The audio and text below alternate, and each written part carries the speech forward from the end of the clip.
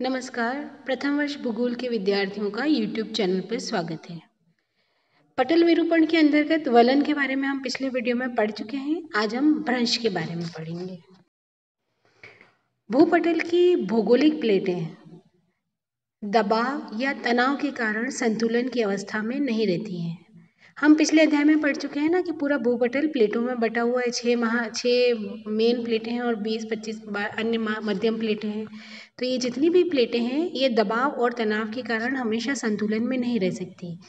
जब भी प्लेटों में खिंचाव बढ़ जाता है अथवा शिलाओं पर दोनों तरफ से पड़ा दबाव उनकी सहन शक्ति से बाहर हो जाता है, तब शिलाएं अनेक प्रभाव से विस्थापित हो जाती हैं या टूट जाती हैं, या एक ओर की शिला दूसरे और की शिला की अपेक्षा ऊपर या नीचे चली जाती है।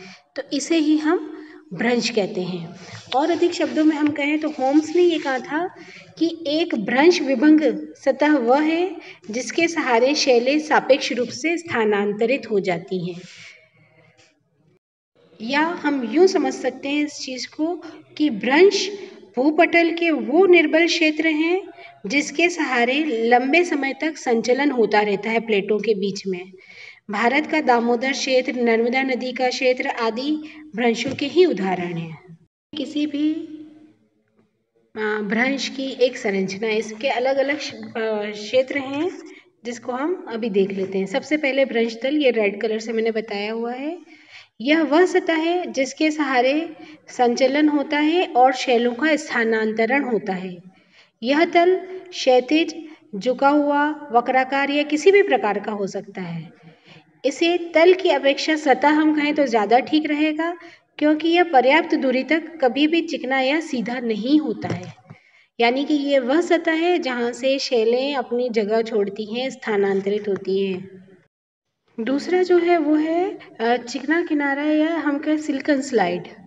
यह भ्रंश सतह का वह चिकना या खुरचा हुआ भाग होता है जो संचलन प्रक्रिया के अंतर्गत एक खंड से दूसरे खंड के साथ रगड़ से उत्पन्न होता है।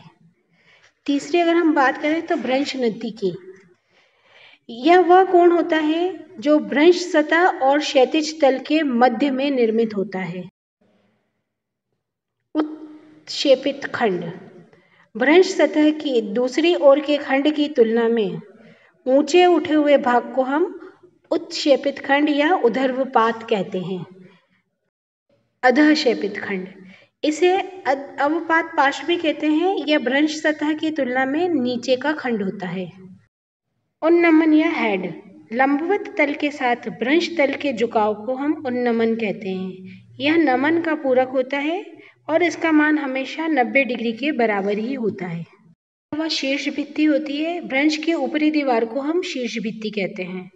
पाद भित्ति, भ्रंश की जो निचली दीवार होती है वो पाद भित्ति कहलाती है। नतिलंब, एक भ्रंश का नतिलंब उसके क्षैतिज तल के साथ प्रतिच्छेदन बिंदु पर स्थित होता है। ये आपने अभी जो भ्रंश की संरचना देखी उसी के बारे में डिटेल है, आपके PDF पर मैं भेज दूँ। भ्रंश के प्रकार, भ्रंश निर्माणकारी बलों की दिशा तथा मात्रा में पर्याप्त विषमता और विविधता रखते हैं। बलों की दिशा और मात्रा के आधार पर ये 4 प्रकार के होते हैं। सबसे पहला है सामान्य भ्रंश। शैलों की दरार आविर्भाव के फलस्वरूप अलग होने पर दोनों शैल खंडों के विपरीत दिशा में स्थानांतरण के द्वारा निर्मित भ्रंश को हम सामान्य भ्रंश कहते हैं। इसमें शीर्ष भित्ति या निलंबी भित्ति अधःक्षेपित खंड की ओर होती है, अर्थात भ्रंश तल के साथ नीचे की ओर सरक जाती है। सामान्य भ्रंश द्वारा निर्मित कगार को हम भ्रंश कगार कहते हैं। सामान्य भ्रंश का चित्र है, इसमें अपना ध्यान इस नदी रेखा पर कंसीडर करिए। जब भ्रंश पड़ा है तब नदी रेखा अपनी ही तल में नीचे की ओर खसक गई है, या फिर ये जो इसका हिस्सा है ये ऊपर और नीचे की तरफ इस तल के सहारे गति हुई है और ये बीच में ये भ्रंश बन गया है। इसे हम भ्रंश कगार कहते हैं। ये जो येलो वाला हिस्सा है ना, ये वाला भ्रंश का। दूसरा है हमारा उत्क्रम भ्रंश। शैलों में दरार उत्पन्न होने के फलस्वरूप अलग होने वाले खंड आमने सामने स्थानांतरित होकर खसकते हैं तो उत्क्रम भ्रंश बनता है। यानी कि जो 2 टुकड़े होते हैं वो एक दूसरे के आमने सामने खिसकते हैं।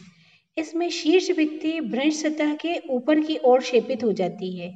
यानी कि शीर्ष भित्ति ऊपरी खंड के साथ ऊपर की ओर तथा निचली ऊपर की ओर मिलती है।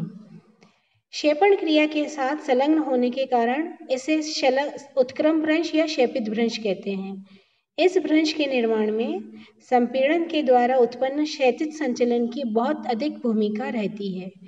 संपीड़न के अधिक होने से भ्रंश के एक खंड का क्षेपण दूसरे खंड पर हो जाता है, अतएव ऐसी दशा में इसे संपीड़नात्मक या अधिक्षेपित भ्रंश भी कहते हैं। यानी कि इसके 3 नाम हैं, उत्क्रम भ्रंश, क्षेपित भ्रंश या अधिक्षेपित भ्रंश। ये देखिए, इसमें जो दोनों खंड है उनका एक दूसरे के तरफ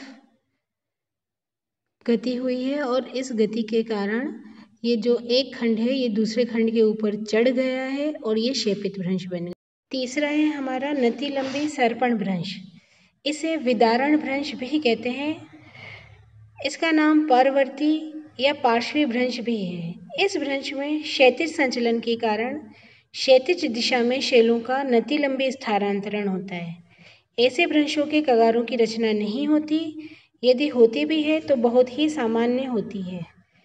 ऐसे में नति सर्पण भ्रंश में होती है। इसका जो मुख्य उदाहरण है वो है कैलिफोर्निया का सान एंड्रियास भ्रंश। देखिए ये भ्रंश। अंतिम है सोपानी भ्रंश। जब असमान बलों के कारण किसी क्षेत्र में कई भ्रंश तल एक ही दिशा में निर्मित होते हैं, ये असमान बल लगते हैं और कई भ्रंश तल निर्मित होते हैं एक ही दिशा में। इसके फलस्वरूप एक ही दिशा में कई खंडों में शैलें स्थानांतरित होती हैं। तो इस प्रकार जो निर्मित होता है भ्रंश वो सीढ़ीदार दिखता है और हम इसे सोपानी भ्रंश कहते हैं। इस भ्रंश के लिए यह बहुत आवश्यक है कि भ्रंश के द्वारा अधक्षेपित खंडों का अधोगमन एक ही दिशा में संपन्न हो। इसके उदाहरण हमें आल्प्स और हिमालय पर्वत में बहुतायत से देखने को मिल जाते हैं। इसे हम संयुक्त भ्रंश भी कहते हैं।